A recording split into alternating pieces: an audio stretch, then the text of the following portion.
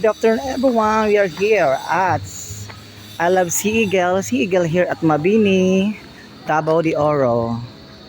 Ito yung resort na maganda. Ayan, doon kami naka-cottage.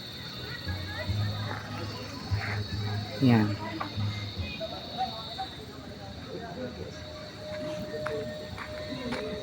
I love walking.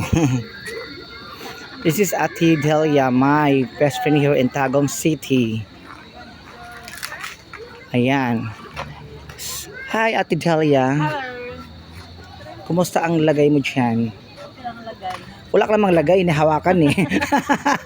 Okay lang ang lagay. Ayun. Pala ako dito. Ayun ang dagat nila, oh. Ay, high tide pala ngayon, te, oh. White sand to pag nga low tide. Dahil high tide siya, wala siyang sun. More water siya. Ayun, ito ay isang friend ko. Nagwapa din. Ayan.